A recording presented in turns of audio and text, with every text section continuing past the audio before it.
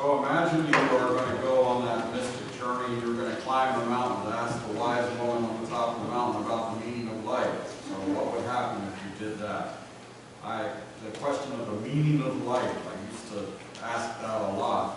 And so imagine you go up and you ask the woman, and you say, "What is the meaning of life?" And she says to you, "The meaning of life is the life of meaning." You go, "What does that mean?" She says, "I have spoken, go and think." The meaning of life is the life of meaning. Well, think for a minute, it's a meaningful life. What brings meaning to your life? So instead of like the big question, the big M, it's the little m. Like, what are the little things that bring meaning to your life? It's kind of a more humble way of approaching the meaning of life. What are the things that bring meaning to your life? What are the things that really matter? I think that a meaningful life is about relationships. So many times if we have something good happen to us, we're not really done until we've told someone about it. Or when we have something bad, we're not really done until we've gone to someone else for comfort. There's something about relationships that bring meaning to our lives. James in the letter said that every good gift and every perfect present comes from God. So good things come from God, pleasures without regret.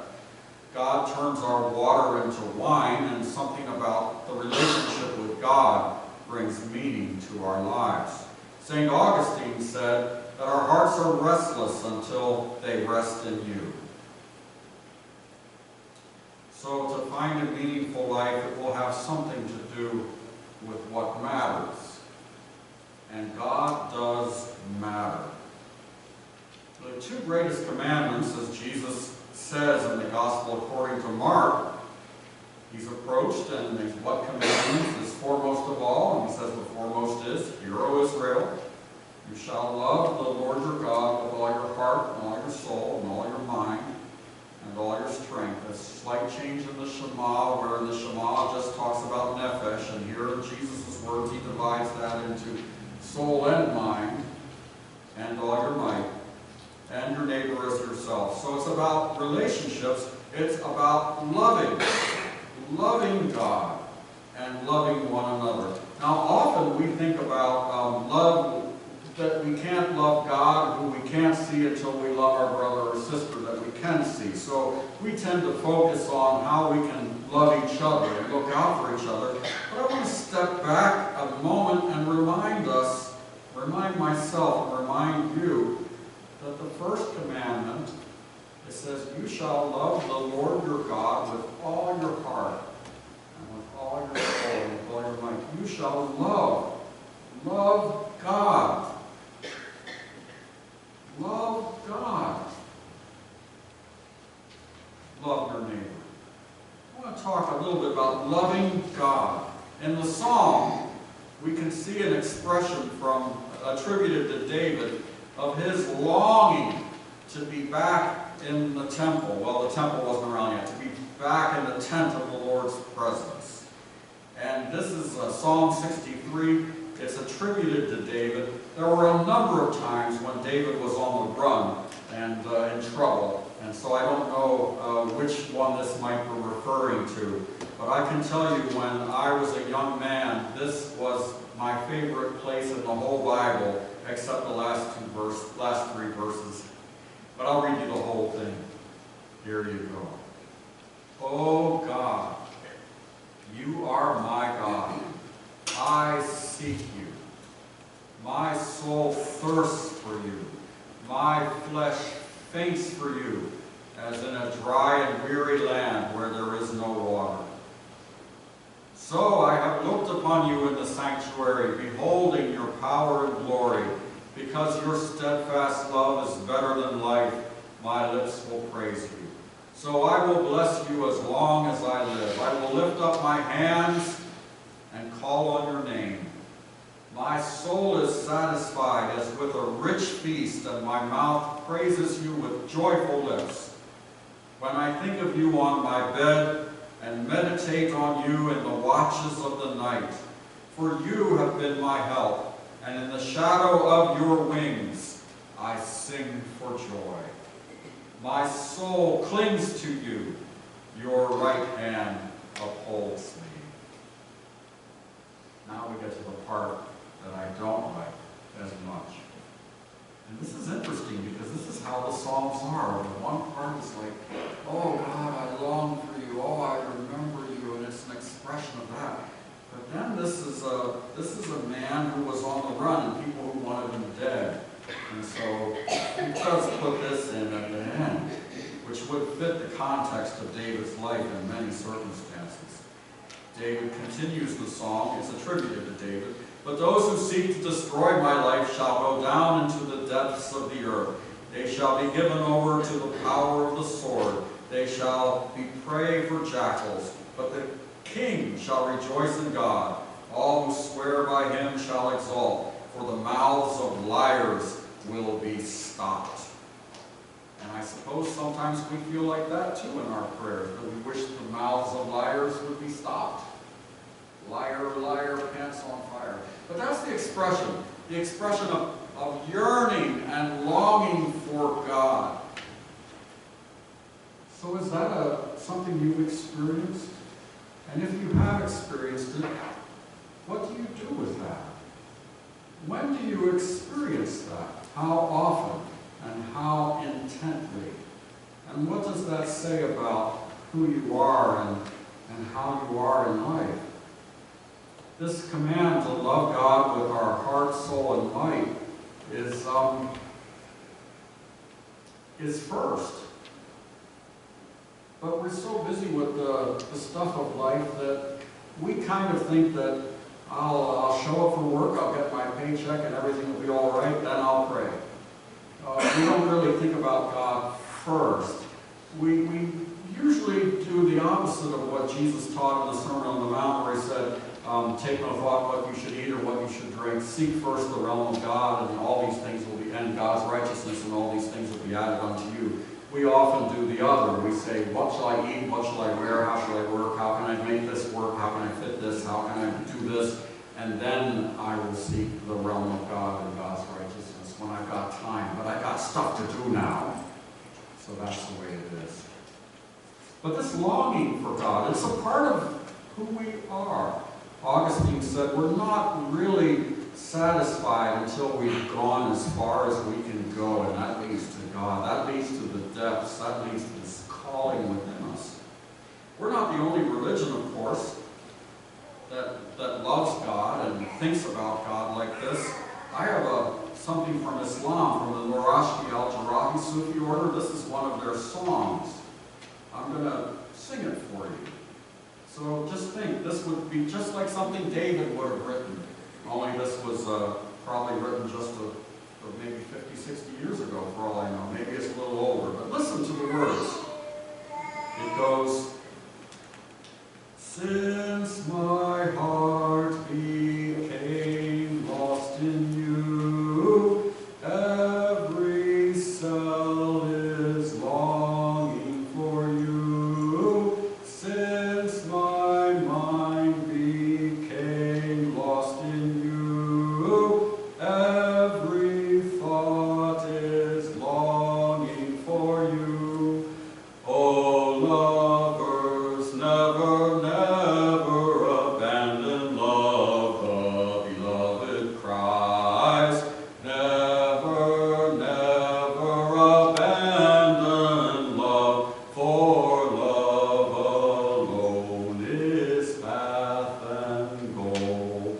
Your glance alone shines through my eyes, your breath alone flows through my lips, your sweet perfume streams through my skin, your love alone sings through my soul. Oh, lovers, never, never abandon love, the beloved cries. Never, never abandon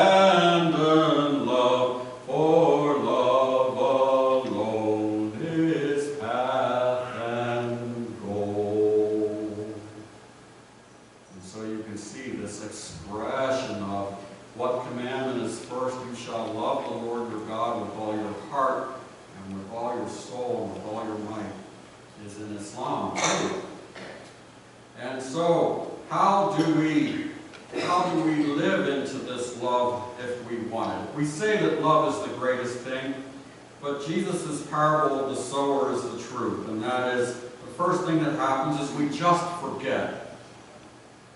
We just live in a secular world where there is no God, and God doesn't matter, and we just forget. And then sometimes we remember, but it's hard. So we think, I'll do it later. And then, sometimes we remember, and it's hard, but we get caught up with other things. My confession is I'll sometimes feel this longing for God, and I'll go home, and I'll think, I'll go home, and I'll get down on my little kneeling place, and I'll pray, but first I'll check the computer. 2 hours later, 50 games of solitary later, or God knows what, or watching the Liverpool football fan page or something. Next thing you know, I'm too tired now and I go to bed. That's the truth, my confession. Okay, so it happens to me. The parable of the sower is true in my life. I suspect it is in yours. We forget. We don't do it because it's too hard. We're too busy with other things. But if we do get past those 3 obstacles, we can come to a place of some practice and experience some fruit. Another possible reason why we might not cultivate and practice more love of God is we get concerned about this whole thing about emotions. What should we do with our emotions? There can be, we've seen people that are all touchy-feely and they're unbalanced, and we think like, geez, they need to think a little bit. They need to not just go chasing after every little idea. So like throwing out the baby with the bathwater, we go like, no emotions for me, and we overkill. And that is where we go like, I don't trust feelings, so I'm not going to go there. And that's where you get churches that are highly rational. Because we're not going to have any hand waving here, no amens, no praise the Lord. We don't want any of that business here. All this feely stuff, and in a sense, it's a diminishment of what it is to be a human being, because we have hearts. I love the way the great commandment is, you shall love the Lord your God with all your heart, soul, and might. It's balanced, so you don't cut the heart out, because it's too dangerous. On the other hand, you have people who are all heart, and they're just like, I feel this now, so I'm going to do it, and I feel that, and then they overvalue the heart to the point where they might not think the very thing that everyone is overcompensating for. And so the problem with that is you can confuse and cut out the will or the action, and it would be like telling your spouse that you don't love them when you really do, because you don't feel it just then.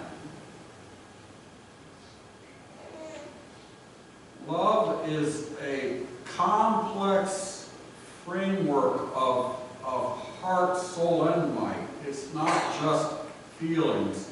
Neither does it exclude the feelings. But to say you love someone is just not a matter of what you're feeling right now. It's also your history together, your dreams together, your will, and your thoughts. So it's very well written that you shall love the Lord your God with all your heart, soul, and might. Because we have to deal with our feelings, and we need to have them in balance.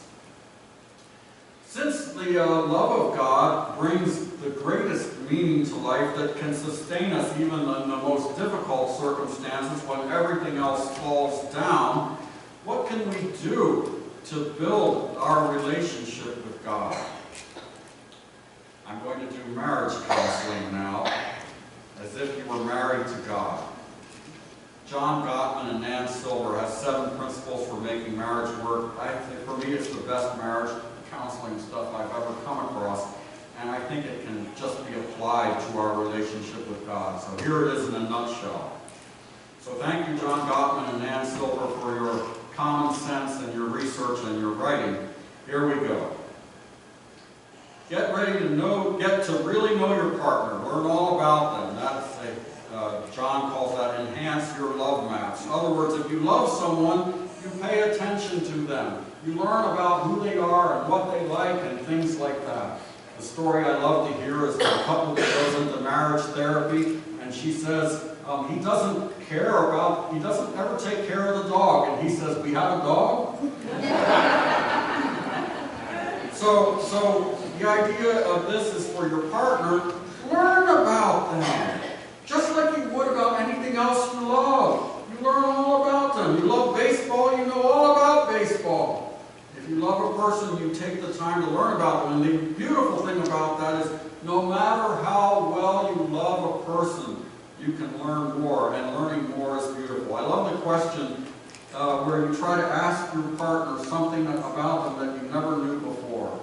And just keep learning, because they're amazing depths. We don't even know ourselves, so we can keep learning our partner. And you can keep learning God. Maybe this morning, right now, today, you are learning about God. Hopefully, something I'm saying may trigger something to remind you of something, and your heart is warmed and you're learning about God. Next, nurture your fondness and admiration. In other words, think about things that build your relationship. Relationships can be nurtured or they can be crushed, and partly that's a choice you make.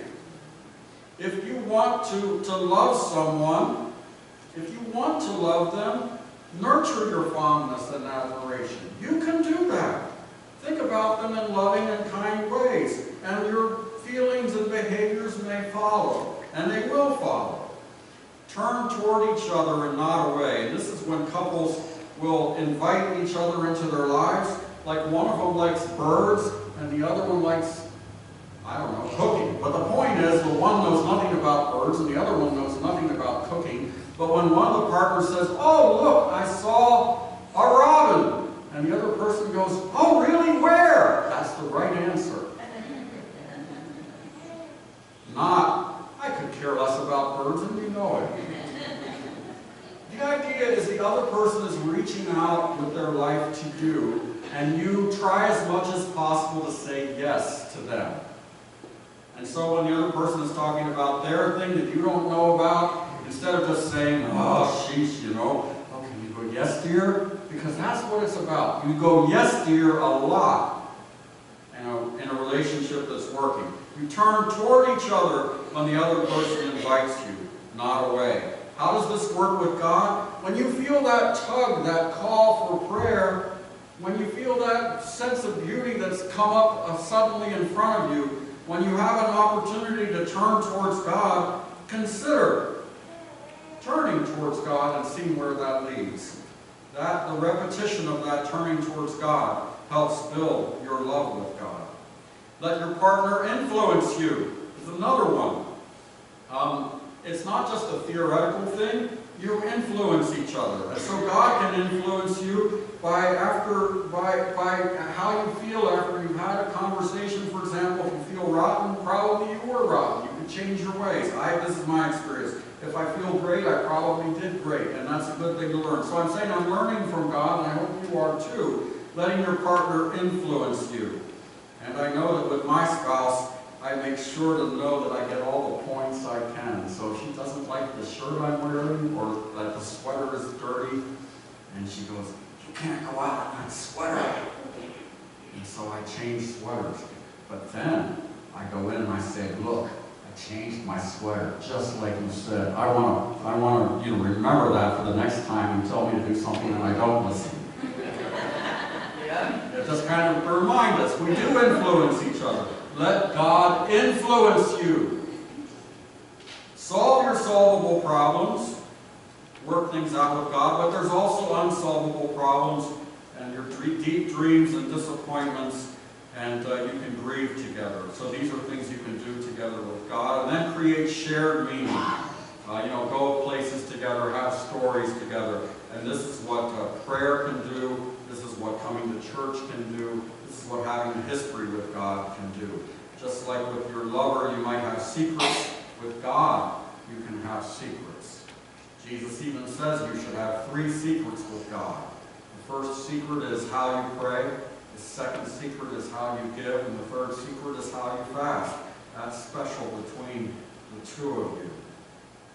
And then he doesn't have it in his 7 but he does list it, forgive yourself, let repair happen. Because you know what it is. You know how it is that you're supposed to send somebody a birthday card and you forget. And so it's late, so you go, darn it, I'm late. So I got to send a birthday card, but it's late. And you feel bad about it, so you still don't do it. So now it's a month late. Say, now it's too late to send a birthday card. So you feel even worse. What should I do? The thing is that just send a birthday card, people understand. Or just go say to them, hey, sorry, I forgot the birthday card. But restore the relationship, forgive yourself. So what I mean by that is no matter how far away you are in your heart and in your life from God, there's a cowbell out there ringing for you. There's a woman who can yell out the back door and her husband can hear her a half a mile away. That's the way God is. Because God loves us, God calls us. And when you want to know a meaningful life, it's about relationships. And God is a relationship of great importance. Because God is the relationship that is there when everything else falls down, but is also there when everything else is standing up. Always there. So here's the call of God from the Song of Solomon. And I want you to hear Psalm 63 and the first commandment to love God. This is coming from the voice of God. It's between two lovers, but it's in the Bible because it's seen as God's love for us. Here it is, Song of Solomon, chapter 2. God speaking to you. Hear God speaking to you through my voice. May it be so. Arise, my love, my fair one, and come away. For now the winter is past. The rain is over and gone. The flowers appear on the earth. The time of singing has come, and the voice of the turtle dove is heard in our land. The fig tree puts forth its figs, and the vines are in blossom. They give forth fragrance. Arise, my love, my fair one.